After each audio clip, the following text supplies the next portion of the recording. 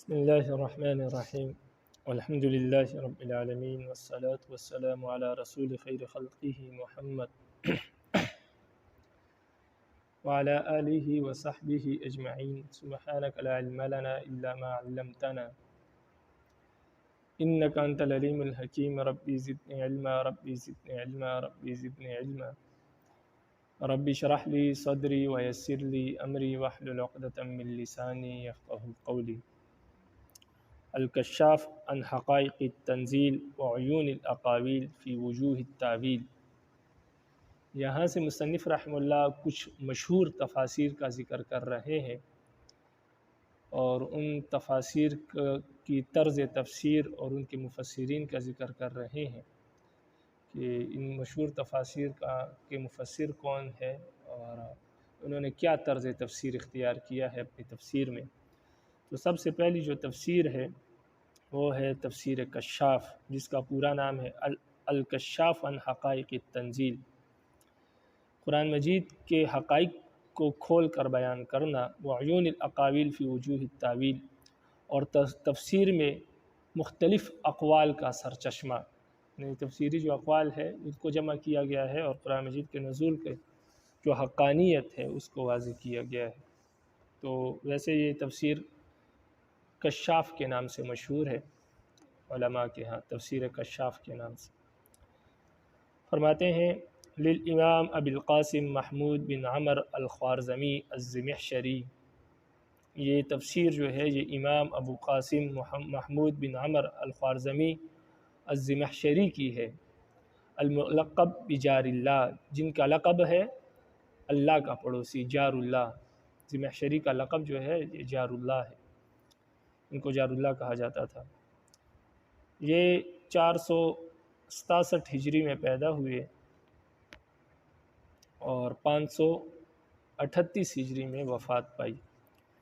وقد اشتہر ھذا التفسیر بین اہل العلم بالکشاف. فرماتے ہیں یہ تفسیر اہل علم کے ہاں کشاف کے نام سے مشہور ہے. وہو من اشہر تفاسیر المعتزلہ. فرماتے ہیں یہ معتزلہ کی تفاسیر میں سب سے مشہور تفسیر ہے. معتزلہ ایک فرقہ گزرا ہے جو جہنم جنت کا منکر ہے، عذاب قبر کا منکر ہے. اسی طرح وہ کہتے ہیں کہ جب انسان گناہ کبیرہ کرتا ہے تو ایمان سے نکل جاتا ہے لیکن کافر نہیں ہوتا، بلکہ المنزلۃ بین المنزلتین کے درمیان آ جاتا ہے، نہ کافر ہوتا ہے نہ مسلمان ہوتا ہے. جب توبہ کر لیتا ہے تو پھر واپس مومن بن جاتا ہے. یعنی ان کے نزدیک نیک اعمال کرنا اور گناہوں سے بچنا یہ بھی ایمان کا حصہ ہے. اور کوئی نیک عمل چھوڑ دے یا گناہ سے بچے یا گناہ کرے تو ایسی صورت میں وہ ایمان سے نکل جاتا ہے لیکن کفر میں داخل نہیں ہوتا، کیونکہ کفر میں داخل ہونے کے لیے ان کے نزدیک شرط ہے کہ انکار کرے شریعت کا یا کلمے کا. تو کفر میں بھی داخل نہیں ہوتا، مومن بھی نہیں رہتا گناہ کرنے سے، گناہ کبیرہ کرنے سے. تو پھر کہاں ہوتا ہے؟ تو فرماتے ایمان اور کفر کے درمیان ایک مقام ہے، ایک مرتبہ ہے، یہ اس پر فائز ہوتا ہے. تو اس کو کہتا ہے المنزلۃ بین المنزلتین، پر یہ فائز ہوتا ہے. تو یہ معتزلہ کا عقیدہ ہے. تو یہ ایک فرقہ گزرا ہے جو آج کل نہیں پایا جاتا، پہلے زمانے میں. اور امام احمد بن حنبل رحمہ اللہ کو جو کوڑے لگائیں گے وہ بھی مامون الرشید نے لگائے تھے. مامون الرشید جو خلیفہ تھا وہ اسی فرقے سے تعلق رکھتا تھا. تو اس فرقے کی یہ مشہور تفسیر ہے. علامہ زمخشری رحمہ اللہ یہ معتزلہ تھے، معتزلی تھے. انہوں نے یہ تفسیر لکھی اور آج بھی یہ تفسیر موجود ہے اور یہ معتزلہ کی مشہور تفاسیر میں ہے. سب سے مشہور تفسیر جو ہے یہ تفسیر کشاف ہے. فرماتے ہیں یہ معتزلہ کی مشہور تفاسیر میں سے ایک ہے، یعنی یہ معتزلہ کی سب سے مشہور تفسیر ہے. وَإِذَا نَظَرْنَا إِلَى هَذَا التَّفْسِيرِ بَعِيدًا عَمَّا فِيهِ مِنَ الْاعْتِزَالِ. فرماتے ہیں جب ہم اعتزال یعنی معتزلہ سے قطع نظر کر کے اس تفسیر کو انصاف کی نگاہ سے دیکھیں تو حکمنا انہ لم یسبق مؤلفہ الیہ، تو ہم یہ فیصلہ کرتے ہیں کہ اس قسم کی تفسیر مصنف سے پہلے کسی نے نہیں لکھی. یعنی ان کے عقیدے کو، ان کے اعتزال سے قطع نظر کر کے اگر ہم اس تفسیر کو انصاف کی نگاہ سے دیکھیں تو ہمیں معلوم ہوتا ہے کہ اس طرح کی عمدہ تفسیر مفسر سے پہلے زمخشری سے پہلے کسی نے نہیں لکھی۔ لما ابان فیہ من وجوہ الاعجاز فی غیر ما آیت من القرآن، اس وجہ سے کہ یہ قرآن مجید کی ہر آیت کی تقریباً وجوہ اعجاز بیان کرتے ہیں کہ اس آیت میں یہ فصاحت، یہ بلاغت ہے، اور لوگ اس آیت کی مثل لانے سے اس لیے عاجز ہے، یہ ہر آیت کے ساتھ تقریباً یہ بیان کرتے ہیں۔ وَلَمَا أَظْهَرَ فِيهِ مِن جَمَالِ النَّظْمِ الْقُرْآنِ وَبَلَاغَتِهِ، اور اسی طرح یہ قرآن مجید کے الفاظ کی خوبصورتی اور اس کی بلاغت اور فصاحت بیان کرتے ہیں اپنی تفسیر میں۔ وَلَيْسَ كَالزِّمَخْشَرِ مَن يَسْتَطِيعُ أَن يَكْشِفَ لَنَا عَن جَمَالِ الْقُرْآنِ وَسِحْرِ بَلَاغَتِهِ، فرماتے ہیں زمخشری کی طرح کوئی شخص قرآن مجید کی خوبصورتی اور اس کی جادوئی بیان کو، اس کی جادوئی بلاغت کو بیان نہیں کر سکتا۔ یعنی زمخشری کی طرح کوئی شخص طاقت نہیں رکھتا کہ قرآن مجید کی خوبصورتی اور اس کی جادوئی بیانی کو بیان کرے، جس طرح زمخشری نے اپنی تفسیر میں بیان کیا۔ لما برع فیہ من المعرفة بکثیر من العلوم لا سیما ما برز فیہ من الآلام بلغة العرب والمعرفة باشعارهم، فرماتے اس وجہ سے کہ یہ جادوئی بیانی اور قرآن مجید کی خوبصورتی زمخشری اس لیے بیان کرتا ہے، لما برع فیہ من المعرفة، اس لیے کہ ان کو بہت سارے علوم پر عبور حاصل ہے زمخشری کو، لا سیما برز فیہ من الآلام من العلوم بلغة العرب والمعرفة باشعارهم، خاص طور پر ان کو جو مہارت حاصل ہے وہ عربی بلاغت میں ہے اور عربی اشعار میں ان کو بہت زیادہ مہارت حاصل ہے۔ وممتاز به من الإحاطة بعلوم البلاغة والبيان والإعراب والأدب، اور یہ ان کی ممتاز حیثیت ہے کہ ان کا علم بلاغت، بیان، علم بیان، اعراب یعنی نحو پر اور عربی ادب پر ان کا علم محیط ہے، انہوں نے ان تمام چیزوں کو اپنے علم میں گھیرے رکھا ہے، یعنی ان تمام چیزوں پر ان کو عبور حاصل ہے۔ وَلَقَدْ أَصْفَى هَذَا النَّوْعَ الْعِلْمِي وَالْأَدَبِي عَلَى تَفْسِيرِ الْكَشَّافِ ثَوْبًا جَمِيلًا لفت إليه أنظار العلماء وعلق به قلوب المفسرين، فرماتے ہیں انہوں نے اپنے علمی ادب کی اس قسم کو انتہائی صفائی کے ساتھ تفسیر کشاف میں بیان کیا ہے۔ گویا تفسیر کشاف میں انہوں نے اپنے علم کو ایسے کپڑے کی طرح لپیٹ لیا ہے جس کپڑے کی طرف علماء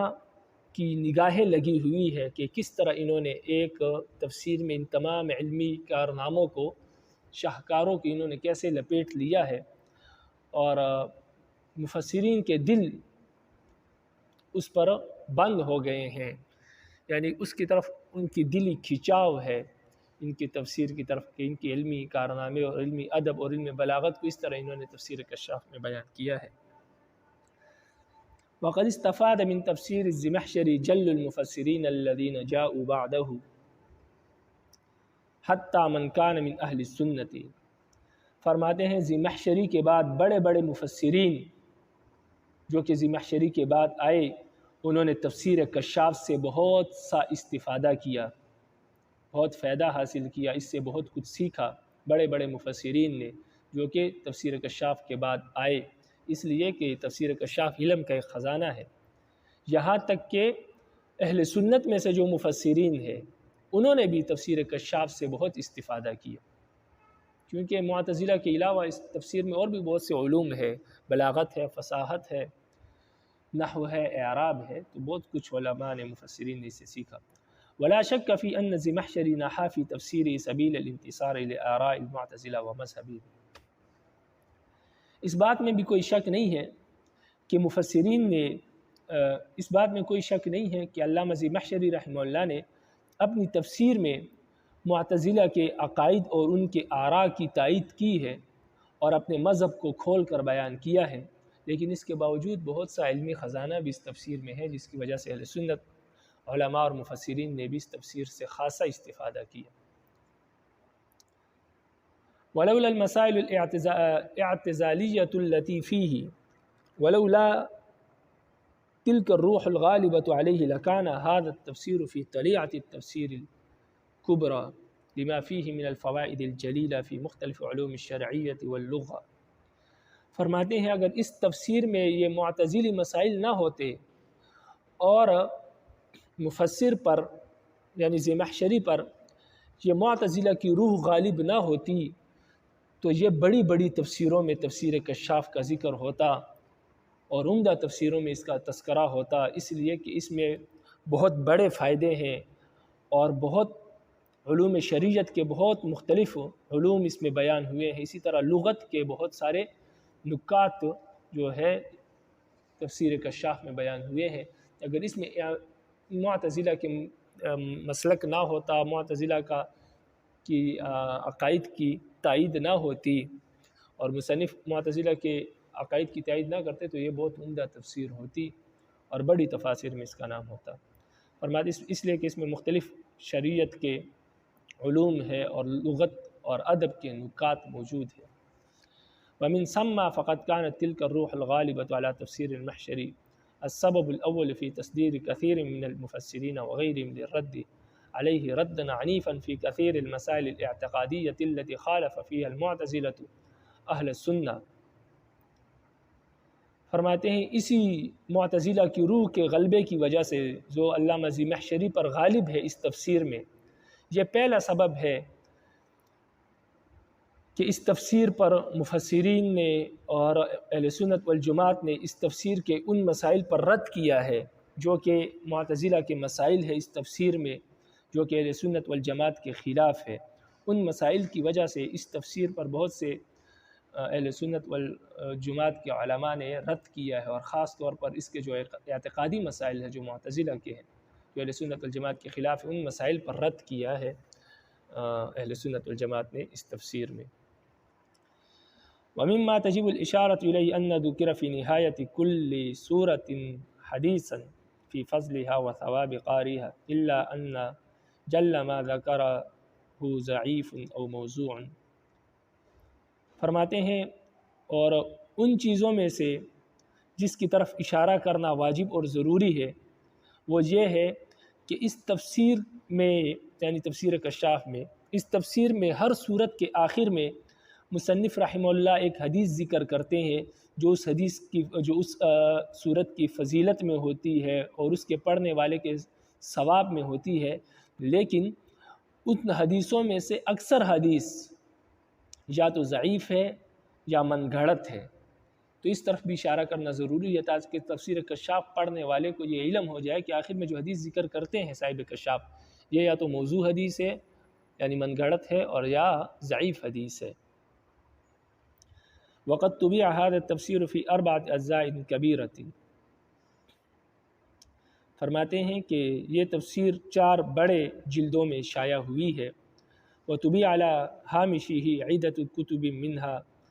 کتاب الکافی الشافی فی تخریج احادیث الکشاف۔ فرماتے ہیں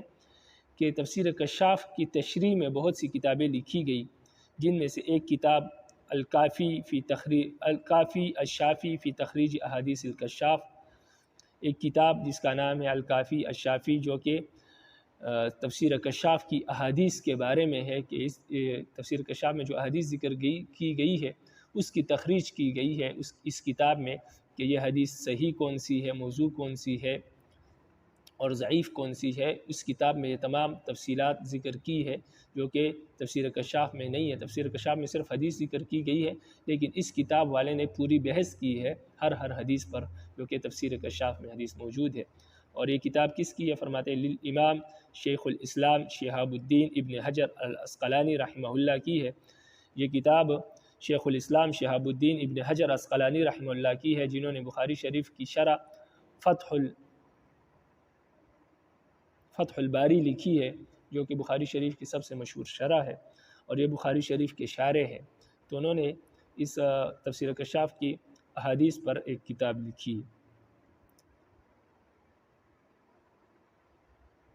ان کی وفات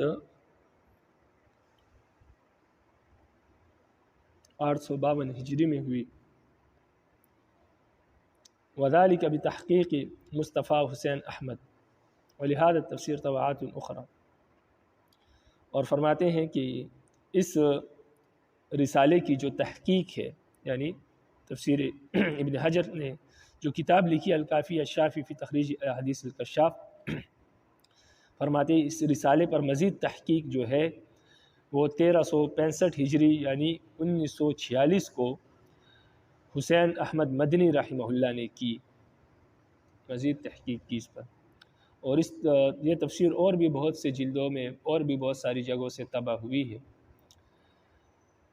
التفسیر والمفسرون، دوسری تفسیر جو ہے وہ التفسیر والمفسرون ہے، یعنی وہ تفسیر ہے جو تفسیر بالرائے کہلاتی ہے، یعنی احادیث وغیرہ کے ذریعے اتنی تفسیر نہیں کی گئی، بلکہ عقل، قیاس اور ادب اور لغت سے قرآن مجید کی تفسیر کی گئی ہے زیادہ۔ تو دوسری تفسیر جو ہے وہ التفسیر والمفسرون، یعنی تفسیر والمفسرون کے صفحہ نمبر 433 جلد نمبر 1 پر تفسیر کشاف کے متعلق مصنف ذکر کرتے ہیں، فرماتے ہیں ومثال هذا انه قال عند تفسیر قوله تعالی الذين يؤمنون بالغیب، فرماتے ہیں کہ صاحب کشاف اپنے تفسیر میں الذين يؤمنون بالغیب جو سورہ بقرہ کی پہلی آیات میں سے ہے، دوسری تیسری آیت ہے غالباً، جس میں رب العالمین فرماتے ہیں کہ وہ لوگ جو غیب پر ایمان لاتے ہیں، اس کے متعلق صاحب کشاف کہتے ہیں کہ فَإِن قُلْتَ مَا الْإِيمَانُ الصَّحِيحُ، اگر آپ یہ مجھ سے پوچھے کہ صحیح ایمان کسے کہتے ہیں تو میں کہتا ہوں کہ یعتقد الحق، صحیح ایمان اسے کہتے ہیں کہ انسان دل سے رب العالمین کو حق جانے، اس کے تمام احکامات پر ایمان لائے، وَيُعَرِّبُ عَنْهُ بِلِسَانِهِ، اور زبان سے اس کا اظہار کرے، وَيُصَدِّقُهُ بِعَمَلِهِ، اور اپنے عمل سے کر کے دکھائے۔ تو ایمان 3 چیزوں کا نام ہے، دل سے ماننا، زبان سے اقرار کرنا اور عمل کر کے دکھانا ابھی رب العالمین کے ہر حکم پر۔ تو فرماتے ہیں کہ فمن اخل بالاعتقاد، اب جو شخص دل سے نہیں مانتا، وَإِن شَهِدَ وَعَمَلَ فَهُوَ مُنَافِقٌ، اگرچہ وہ زبان سے گواہی بھی دے اور اپنے جسم سے عمل بھی کرے تو وہ منافق ہے، اس لیے کہ صرف عمل اور گواہی دینا نہیں ہے، کیونکہ ایمان کی پہلی شرط ہے کہ دل سے مانے۔ تو اس سے معلوم ہے کہ جو دل سے نہیں مانتا، گواہی دیتا ہے زبان سے اور عمل بھی کرتا ہے لیکن دل سے نہیں مانتے اسلام کو، وہ منافق ہے۔ وَمَنْ أَخَلَّ بِالشَّهَادَةِ، اور جو شخص گواہی نہیں دیتا، یعنی زبان سے اقرار نہیں کر رہا، تو وہ کافر ہے، اس لیے کہ دوسری شرط۔ وَمَنْ أَخَلَّ بِالْعَمَلِ فَهُوَ فَاسِقٌ، اور جو عمل نہیں کرتا تو وہ فاسق ہے، یعنی معتزلہ کہ ہاں وہ فاسق ہے، فاسق کو وہ مومن نہیں کہتے، اس لیے کہ ان کے نزدیک ایمان کی 3 جز ہے ابھی جو بتائے، دل سے ماننا، زبان سے اقرار کرنا اور عمل کر کے دکھانا۔ اگر ان میں سے کوئی ایک جز نہیں ہوگا تو وہ شخص مومن نہیں رہ سکتا، اگر اعتقاد نہیں ہے پھر تو منافق ہے، کافر ہے، اور اگر زبان سے اقرار نہیں کر رہا پھر بھی کافر ہے، لیکن دل سے مانتا بھی ہے، زبان سے اقرار بھی کرتا ہے لیکن عمل نہیں کرتا، تو فرماتے ہیں یہ فاسق ہے، یہ بھی مومن نہیں ہے لیکن یہ کافر نہیں ہے، نہ مومن ہے نہ کافر ہے، بلکہ المنزلۃ بین المنزلتین۔ تو یہ معتزلہ کا عقیدہ ہے، تو اس آیت میں وہ یہ بیان کرتے ہیں۔ تو یہ صاحب کشاف نے جلد نمبر 1 صفحہ نمبر 39 میں بیان کیا، فرماتے ہیں تراہو، آپ دیکھ رہے ہیں، التفسیر والمفسرون کے مصنف فرماتے ہیں اپنی تفسیر میں کہ آپ دیکھ رہے ہیں اس تفسیر میں کہ یفسر الایمان بما یثبت به المنزلۃ بین المنزلتین عن سلیم العقیدہ ما دام انہ قد احل بواجب العمل، فرماتے ہیں آپ دیکھ رہے ہیں کہ صاحب کشاف نے ایمان کی تفسیر اس چیز کے ساتھ کی جس کے ذریعے انہوں نے المنزلۃ بین المنزلتین کو ثابت کیا ہے، جب تک کہ انسان کا عقیدہ درست ہو اور وہ عمل بجا نہ لاتا ہو، عمل نہ کرتا ہو لیکن عقیدہ درست ہو، تو اس کے لیے صاحب کشاف نے اپنی اس تفسیر کے تناظر میں المنزلۃ بین المنزلتین ثابت کیا ہے کہ یہ شخص نہ کافر ہے نہ مومن ہے بلکہ یہ فاسق ہے، تو ان کے نزدیک فاسق جو ہے وہ مومن نہیں ہوتا۔ تو یہ صاحب کشاف نے اس تفسیر کے ذریعے سے یہ اپنے عقیدے کو ثابت کیا ہے اور المنزلۃ بین المنزلتین ثابت کیا ہے فاسق کے لیے۔ ومثال آخر من تفسیر فی قول تعالی، اور دوسری مثال ان کی تفسیر کی، یعنی جس میں انہوں نے معتزلہ کے عقائد کی تائید کی ہے، ان کی تفسیر میں سے دوسری مثال اللہ تعالیٰ کی اس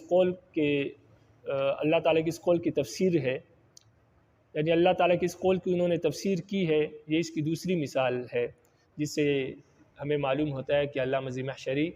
جو ہے تفسیر کشاف میں معتزلہ کے عقائد کی تائید کرتے ہیں اور بیان کرتے ہیں۔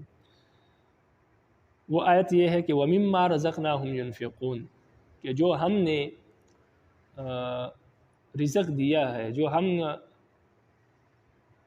اللہ کے نیک بندے اس رزق میں سے جو ہم نے ان کو دیا ہے اللہ کے راستے میں خرچ کرتے ہیں۔ وَمِمَّا رَزَقْنَاهُمْ يُنْفِقُونَ، ہم نے جو رزق ان کو دیا ہے وہ اس میں سے خرچ کرتے ہیں اللہ کے راستے میں۔ یقول الزمخشری، علامہ زمخشری فرماتے ہیں کہ وَإِسْنَادُ الرِّزْقِ إِلَى نَفْسِهِ لِلْإِعْلَامِ بِأَنَّهُ يُنْفِقُونَ الْحَلَالَ الْمُطْلَقَ الَّذِي يَسْتَحِلُّ أَنْ يُضَافَ إِلَى اللَّهِ۔ علامہ زمخشری فرماتے ہیں کہ رب العالمین کا رزق کو اپنی طرف نسبت کرنا، کہ ہمارے دیے ہوئے رزق میں سے اپنی طرف رزق کی اسناد کرنا، یہ اس بات کو بتانا ہے، یہ اس بات کا اعلان کرتا ہے یا لوگوں کو یہ بتانا ہے کہ یہ اس سے مراد وہ لوگ ہیں جو صرف حلال اللہ کے راستے میں خرچ کرتے ہیں، اس لیے کہ حلال کی اضافت اللہ کی طرف درست ہے، جائز ہے، اور حرام کی اضافت جائز نہیں ہے۔ تو اس سے وہ اپنا یہ عقیدہ ثابت کرتے ہیں کہ رزق حلال جو ہے وہ اللہ دیتا ہے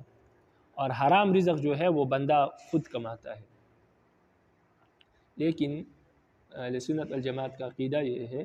کہ رزق جو بھی ہو دیتے اللہ ہے، دیتے اللہ ہے، چاہے وہ حلال ہو حرام ہو، دینے والے اللہ کی ذات ہے، لیکن اس کو حرام بنانے والے انسان خود ہے۔ رزق تو اللہ نے لکھا ہوا ہے، اب انسان کو حاصل کرنے کا جو طریقہ ہے،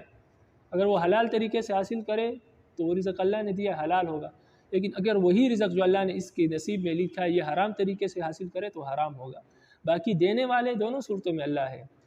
اب لینے کا طریقہ کیا ہے؟ لینے کا طریقہ اگر حلال ہے تو وہ رزق جو اللہ نے دیا وہ حلال ہے، جو لینے کا طریقہ اگر حرام ہے تو وہ رزق حرام ہوگا۔ باقی رزق اللہ کے سوا کوئی دے نہیں سکتا، رزق اللہ کے خزانوں سے ہی انسان کو ملتا ہے، لیکن اب انسان پر ہے کہ انسان اس کو حاصل کس طرح کرتا ہے۔ لیکن معتزلہ کہتے ہیں کہ نہیں، حرام رزق اللہ نہیں دیتے، بندہ خود کماتا ہے، تو رزق تو اللہ ہی دیتے ہیں، اللہ کے سوا کوئی دے نہیں سکتا۔ بندے کی استطاعت اور قوت میں ہی نہیں ہے کہ وہ اپنے رزق کا خود بندوبست کرے جب تک اللہ نہ دے۔ ہاں، باقی لینے کے طریقے الگ ہیں۔ تو علامہ زمخشری نے اس آیت میں یہ بتایا کہ جب رب العالمین نے رزق کی نسبت اپنی طرف کی ہے تو اس سے یہ بتانا مقصود ہے کہ حلال اللہ کے راستے میں خرچ کرنا ہے، اس لیے کہ حلال کی اضافت اللہ کی طرف درست ہے، حرام کی نہیں ہے۔ ویعلق الشیخ الزرقانی علیہ، اس پر شیخ زرقانی رحمہ اللہ اس آیت کی اس علامہ زمخشری کی اس بات کی تفسیر کرتے ہوئے فرماتے ہیں کہ فیقول، علامہ زمخشری کہتے ہیں کہ وَهَذَا إِيمَاءٌ وَرُمْزٌ إِلَىٰ، علامہ زرقانی رحمہ اللہ فرماتے ہیں کہ یہ اشارہ ہے، علامہ زمخشری کی طرف سے یہ اشارہ ہے اس بات کی طرف کہ ان رزق الحلال من اللہ، کہ حلال رزق اللہ کی طرف سے ہوتا ہے، وان رزق الحرام من العبد، اور حرام رزق جو ہے وہ بندے کی طرف سے ہوتا ہے۔ وَيَرُدُّ عَلَيْهِ أَهْلُ السُّنَّةِ وَالْجَمَاعَةِ بِقَوْلِهِ سُبْحَانَهُ، اور اہل سنت والجماعت معتزلہ کی اس عقیدے کی تردید کرتے ہیں رب العالمین کے اس آیت کی وجہ سے، یعنی معتزلہ کی اس عقیدے کی تردید کرتے ہیں اہل سنت والجماعت، اور دلیل میں رب العالمین کا یہ قول پیش کرتے ہیں، قرآن کی آیات پیش کرتے ہیں کہ هل من خالق غیر اللہ یرزقکم، کیا اللہ کے سوا کوئی خالق ہے جو تمہیں رزق دے، حلالا ام حراما، چاہے وہ رزق حلال ہو یا حرام ہو، دینے والا اللہ ہی ہے، کیونکہ قرآن میں رب العالمین خود فرماتے ہیں کہ اللہ کے سوا کوئی ہے جو تمہیں رزق دے، تو اللہ کے سوا کوئی رزق دے نہیں سکتا، تو وہ حلال ہے تب بھی اللہ کی طرف سے، حرام ہے تب بھی اللہ کی طرف سے، لیکن حرام انسان بناتا خود ہے، اس کو لینے کا طریقہ جو ہے تو معتزلہ کا یہ عقیدہ درست نہیں ہے کہ حرام بندہ خود جو ہے حاصل کرتا ہے اور اللہ نہیں دیتے، حرام دیتے اللہ ہی ہے، باقی لینے کے طریقے میں بعض اوقات انسان جو ہے جو غلطی کر جاتا ہے انسان، تو غلطی کر کے اپنے اوپر اپنے نصیب میں جو رزق ہوتا ہے اس کو حرام کر دیتا ہے۔ تو عن مناہل العرفان فی علوم القرآن، تو یہ شیخ زرقانی نے اپنی تفسیر مناہل العرفان فی علوم القرآن میں یہ بات ذکر کی، اور علامہ زمخشری اور معتزلہ کی اس عقیدے کی تردید کی، صفحہ نمبر 539 جلد نمبر 1 میں۔ دوسری تفسیر جو ہے وہ انوار التنزیل و آثار التاویل، یہ بھی تفسیر بالرائے ہے، یعنی اس میں بھی زیادہ تر تفسیر جو کی گئی ہے وہ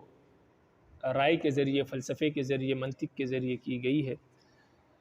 یہ تفسیر جو ہے تفسیر بیضاوی کے نام سے مشہور ہے اور مدارس میں پڑھائی بھی جاتی ہے، اور اس کتاب کا بھی کچھ تفسیر بیضاوی کا کچھ حصہ جو ہے آپ کی اس کتاب کا بھی کیا ہے، آپ کی اس کتاب کے نصاب میں بھی شامل ہے، وہ بھی آگے جا کر ہم پڑھیں گے انشاءاللہ۔ تو اس کتاب کا نام، اس تفسیر کا نام انوار التنزیل و آثار التاویل ہے، لیکن یہ مشہور تفسیر بیضاوی سے ہے، اور یہ بھی عقلی طرز پر تفسیر کرتے ہیں، قرآن اور حدیث کے مطابق زیادہ نہیں کرتے، یعنی قرآن کی تفسیر قرآن سے نہیں کرتے یا حدیث سے زیادہ نہیں کرتے، بلکہ قرآن کی تفسیر لغت سے، نحو سے، عربی ادب سے، شعر و شاعری سے، عقل سے، اس لحاظ سے یہ تفسیر کرتے ہیں، تو اس لیے یہ تفسیر بھی تفسیر بالرائے میں شامل ہے۔ تو یہ دوسری تفسیر ہے کہ تفسیر بالرائے ہے اور مشہور تفاسیر میں سے، تو پہلی تفسیر تفسیر کشاف، دوسری انوار التنزیل و اسرار التاویل ہے، یعنی تفسیر بیضاوی۔ فرماتے ہیں للقاضی القضہ ناصر الدین عبداللہ بن عمر البیضاوی الشافعی المتوفى سنہ، فرماتے ہیں یہ تفسیر قاضی القضہ ناصر الدین عبداللہ بن عمر البیضاوی رحمہ اللہ کی ہے، الشافعی جو کہ شافعی المسلک تھے، جو کہ شافعی المسلک ہے، المتوفى سنہ، اور 291 ہجری میں ان کی وفات ہوئی۔ وقیل غیر ذلک، اور اس کے علاوہ بعض حضرات نے ان کی سن وفات الگ ذکر کی ہے، اس کے علاوہ بھی کچھ اقوال ہے ان کے سن وفات میں۔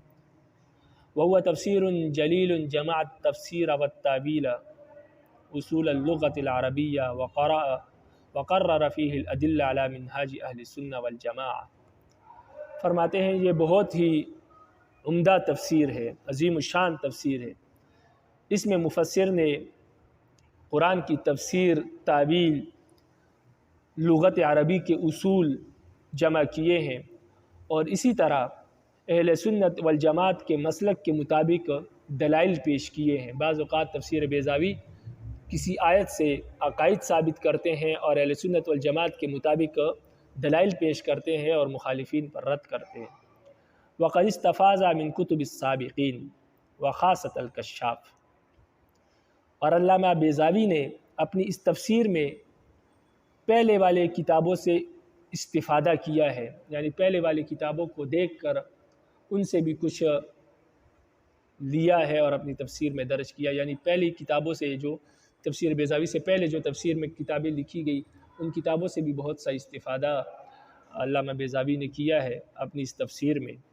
وخاصۃ الکشاف، خاص طور پر تفسیر کشاف سے انہوں نے بہت سا حصہ لیا ہے اور تفسیر بیضاوی میں درج کیا، لیکن وتجنب ما فیہ من الآراء الاعتزالیہ، لیکن انہوں نے معتزلہ کے جو آراء ہے، معتزلہ کے جو عقائد ہے، ان سے اجتناب کیا ہے۔ تفسیر کشاف میں جو معتزلہ کے عقائد ہے اور جو آراء پیش کیے ہیں صاحب کشاف نے، ان کی طرف توجہ نہیں کی، اس سے اجتناب کیا، اس سے پرہیز کیا، اس کو اپنی تفسیر میں درج نہیں کیا، لیکن اس کے ما سوا جو عربی ادب ہے، لغت ہے، نحو ہے، جو تفسیر کشاف میں موجود ہے، اس سے استفادہ کیا اور وہ اپنی تفسیر میں درج کیے ہیں۔ کما استفاد من تفسیر الرازی والراغب الاصفہانی، اسی طرح انہوں نے استفادہ کیا ہے امام رازی کی تفسیر سے یعنی تفسیر کبیر سے، والراغب الاصفہانی اور امام راغب اصفہانی رحمہ اللہ کی تفسیر سے بھی انہوں نے استفادہ کیا ہے، وما جاء عن الصحابۃ والتابعین، اور اسی طرح جو تفاسیر صحابہ اور تابعین سے منقول ہے ان سے بھی استفادہ کیا ہے۔ تفسیر بیضاوی نے، علامہ بیضاوی نے یعنی اپنی تفسیر میں صحابہ اور تابعین کے اقوال بیان کرتے ہیں۔ فاحسن الجمع والعرض والکشف عن الاسرار القرآن الکریم، اور انتہائی عمدہ طریقے سے اپنی تفسیر میں مختلف علوم کو جمع کیا ہے اور مختلف علوم کو پیش کیا ہے، اور اسی طرح قرآن کے اسرار اور رموز سے انہوں نے پردہ اٹھایا ہے بہت ہی عمدہ طریقے سے۔ وآیت ختم کل سورۃ بما یروی فی فضلها من الاحادیث،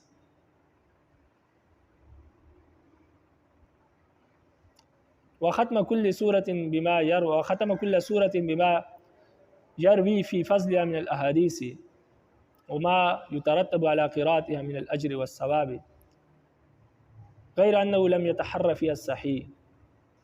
بل ذكر الضعيف والموضوع وما هذا كله۔ فرماتے ہیں کہ یہ ہر صورت کو کسی ایسی حدیث پر ختم کرتے ہیں جو حدیث اس صورت کے فضیلت کے بارے میں ہوتی ہے اور اس صورت کو پڑھنے کے فضیلت اور اجر و ثواب کے بارے میں ہوتی ہے، لیکن انہوں نے ان احادیث کو بیان کرنے میں سوچ و بچار سے کام نہیں لیا، غور و فکر نہیں کیا، اس کا التزام نہیں کیا کہ یہ صحیح ہے یا غیر صحیح ہے، بلکہ انہوں نے بہت سی ضعیف حدیث اور موضوع حدیث بھی ذکر کی ہے۔ یعنی تفسیر کشاف کی طرح علامہ بیضاوی رحمہ اللہ بھی تفسیر بیضاوی میں جب کسی صورت کو ختم کرتے ہیں تو آخر میں ایک حدیث ذکر کرتے ہیں، اور یہ انہوں نے تفسیر کشاف سے ہی لیا ہے یہ طرز۔ تو آخر میں ایک حدیث ذکر کرتے ہیں جس میں اس صورت کی فضیلت ہوتی ہے اور اس کے پڑھنے کا اجر و ثواب درج ہوتا ہے، لیکن انہوں نے بھی اس بات کا خیال نہیں رکھا کہ یہ جو حدیث آخر میں ذکر کرتے ہیں یہ صحیح بھی ہے یا موضوع ہے یا ضعیف ہے، کیا ہے، اس کا یہ التزام نہیں کرتے، بلکہ جو حدیث بھی آئے یہ ذکر کر دیتے ہیں۔ تو اسی وجہ سے انہوں نے بہت سی ضعیف حدیث بھی ذکر کی اور بہت سی موضوع حدیث بھی ذکر کی۔ ومع هذا كله فالكتاب جيد دقيق جامع لكثير من العلوم والمعارف۔ فرماتے ہیں ان تمام چیزوں کے باوجود خلاصہ کلام یہ ہے کہ یہ کتاب یعنی تفسیر بیضاوی بہت عمدہ تفسیر ہے، دقیق بہت باریک ہے، باریک بھی ہے، یعنی بہت ہی مغلق ہے، انتہائی سوچ و بچار کر کے سمجھ آتی ہے، آسانی سے سمجھ نہیں آتی، بہت ہی دقیق کتاب ہے۔ جامع لکثیر من العلوم والمعارف، اور اس کتاب میں بہت سے علوم اور معارف جمع ہے، علامہ بیضاوی نے بہت سے علوم اور معارف اس کتاب میں جمع کیے ہیں، تو یہ کتاب بہت سے علوم اور معارف کی جامع ہے۔ لقی القبول من العامۃ والخاصہ، اس کتاب کو عام اور خاص میں قبولیت حاصل ہے، شہرت حاصل ہے، ہر شخص اس کو جانتا ہے اور یہ اس کی ہاں مقبول ترین تفسیر ہے۔ تو فرماتے ہیں ہر عام و خاص میں یہ تفسیر مشہور ہے اور مقبول ہے۔ وحظى بعناية بعض العلماء الذين وضعوا عليه حواشا كحاشية الشهاب الخفاجي وحاشية سعدي آفندی وغیرہما۔ فرماتے ہیں کہ اس کتاب پر یعنی تفسیر بیضاوی پر بہت سے علماء نے مہربانیاں کی ہے، وہ علماء جنہوں نے تفسیر بیضاوی پر حاشیے لکھے، حاشیہ کہتے ہیں تفسیر کے بعد جو چیز رہ گئی ہوتی ہے اس کو نیچے حاشیہ میں درج کر دیا جاتا ہے، یعنی مزید تفصیل ہو جائے، تو بہت سے علماء نے اس کتاب پر مہربانیاں کی ہے، یعنی اس پر حاشیے لکھے ہیں، جیسے کہ ایک حاشیہ شہاب الخفاجی رحمہ اللہ نے لکھا ہے، اور اسی طرح حاشیہ سعدی آفندی رحمہ اللہ نے بھی ایک حاشیہ لکھا ہے تفسیر بیضاوی پر، وغیرہما، اور اس کے علاوہ بھی دیگر حضرات نے اس پر حاشیے لکھے ہیں۔ طبع الکتاب عدد مرات، یہ کتاب کئی مرتبہ شائع کی گئی، کما طبع علی ہاشم تفسیر الخطیب الشربینی بالمطبعۃ الخیریہ بمصر، جس طرح کہ تفسیر شربینی کی تفسیر طبع ہوئی مصر میں، اس طرح یہ تفسیر بھی کئی مرتبہ جو ہے طبع ہوئی اور مختلف وقت میں یہ طبع ہوتی رہتی ہے۔ تو یہ دوسری تفسیر تھی جو کہ تفسیر بالرائے سے تعلق رکھتی ہے۔ تو یہ دو تفسیر مصنف نے وہ بیان کی جو تفسیر بالرائے ہے، یعنی جس میں قرآن اور حدیث سے قرآن مجید کی تفسیر نہیں کی گئی، بلکہ عربی ادب کے ذریعے سے، فصاحت بلاغت کے ذریعے سے، لغت کے ذریعے سے، نحو کے ذریعے سے قرآن مجید کی تفسیر کی گئی ہے۔ اب آگے دو تفسیریں ایسی ذکر کریں گے جن کو تفسیر بالماسور کہتے ہیں۔ یہ دو تفسیر بالرائے ہے جو ابھی ذکر ہوئی، تفسیر کشاف اور تفسیر بیضاوی۔ آگے دو تفسیریں مزید ذکر کریں گے جو کہ تفسیر بالماسور ہے۔ تفسیر بالماسور اس تفسیر کو کہتے ہیں جس میں قرآن مجید کی کسی آیت کی تفسیر قرآن مجید کی دوسری آیت سے کی گئی ہو، یعنی تفسیر القرآن بالقرآن کیا گیا ہو، جس میں قرآن کی تفسیر قرآن مجید سے ہی کی جاتی ہے۔ یعنی ایک آیت میں کوئی بات رب العالمین ذکر کرتے ہیں، پھر دوسری آیت میں اس آیت کی تفسیر کر دیتے ہیں۔ لازمی نہیں ہے کہ وہ دونوں آیتیں ایک مقام پر ہو، یہ بھی ممکن ہے کہ ایک آیت پہلے پارے میں ہو، دوسری آیت جو ہے وہ 29ویں پارے میں ہو، 25ویں پارے میں ہو، 20ویں پارے میں ہو، لیکن وہ آیت جو ہے وہ پہلے والی آیت کی تفسیر کرتی ہے۔ تو اس طرح قرآن مجید میں اکثر مقامات پر ہوتا ہے، اس کو تفسیر القرآن بالقرآن کہتے ہیں۔ اور بعض اوقات قرآن مجید کے کسی آیت کی تفسیر حدیث کے ذریعے سے کی جاتی ہے، نبی علیہ السلام نے کسی حدیث میں اس آیت کی تفسیر بیان کی ہوتی ہے، یا بعض اوقات کسی آیت کی تفسیر صحابہ کے اقوال سے کی جاتی ہے، صحابہ نے اس آیت کی تفسیر کی ہوتی ہے، اور لازمی بات صحابہ نے جو تفسیر کی وہ نبی علیہ السلام سے ہی سنی ہوگی، لیکن صحابہ کے ان قول میں نبی علیہ السلام کا ذکر نہیں ہوتا، اس لیے اس کو اقوال صحابہ کہتے ہیں۔ تو جس تفسیر میں قرآن مجید کے ذریعے سے قرآن کی تفسیر کی گئی ہو، یا حدیث کے ذریعے سے، یا اقوال صحابہ کے ذریعے سے، یا تینوں کے ذریعے سے کی گئی ہو قرآن مجید کی تفسیر، تو اس تفسیر کو تفسیر بالماسور کہتے ہیں۔ اس تفسیر کو تفسیر بالماسور کہتے ہیں، یعنی معصور طریقے سے، منقول طریقے سے قرآن مجید کی تفسیر کرنا۔ اور اس کو تفسیر بالماسور اس لیے بھی کہتے ہیں کہ صحابہ کے دور میں تفسیر اسی طرح کی جاتی تھی، اور تابعین کے دور میں بھی اسی طرح کی جاتی تھی کہ نبی علیہ السلام کی قرآن مجید کے ذریعے سے قرآن کی تفسیر کی جاتی تھی، احادیث کے ذریعے سے کی جاتی تھی، یا صحابہ کے اقوال کے ذریعے سے کی جاتی تھی، تیسرے کسی ذریعے سے نہیں کی جاتی تھی۔ تو یا تو قرآن کی کسی دوسری آیت سے قرآن کی تفسیر کی جاتی تھی، یا حدیث کے ذریعے سے قرآن کی تفسیر کی جاتی تھی، یا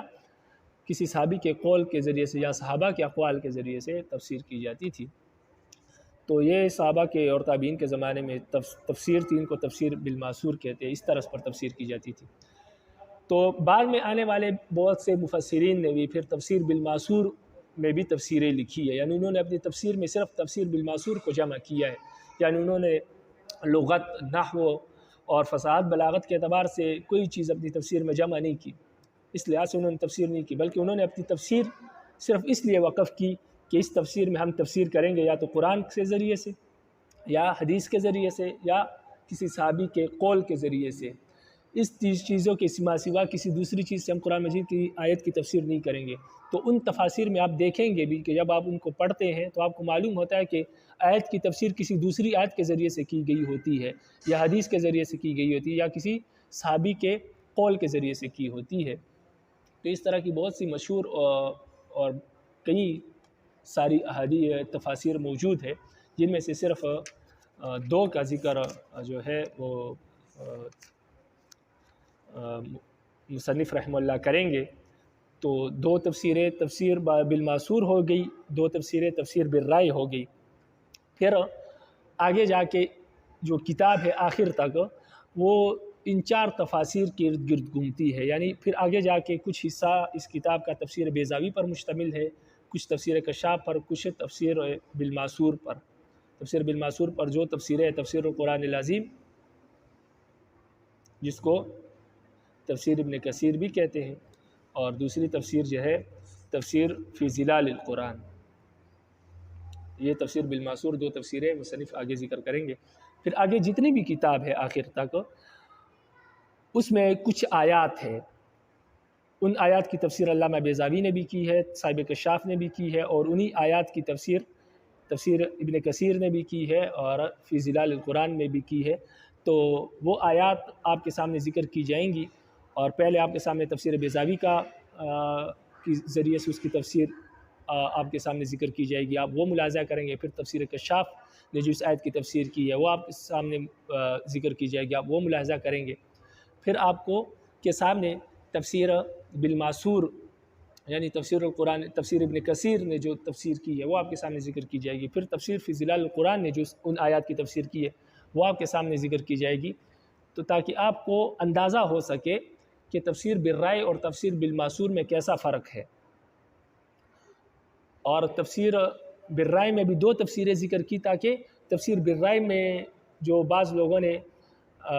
तफसीर बिर्राय भी एक दूसरे से बाज़ औक़ात अलग होती है, ताकि आपको इसका भी अंदाज़ा हो जाए कि तफसीर बिर्राय में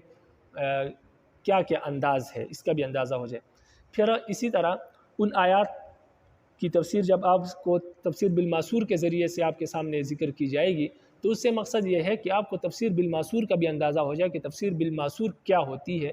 और तफसीर बिलमासूर और तफसीर बिर्राय में क्या फ़र्क है। फिर दो तफासिर है जिनके ज़रिए से उन आयत की तफसीर की जाएगी, एक तफसीर इब्न कसीर और दूसरी फ़ी ज़िलाल कुरान। तो दो तफासिर इसलिए ज़िक्र की जाएंगी ताकि आपको तफसीर बिलमासूर का भी मुख्तलिफ़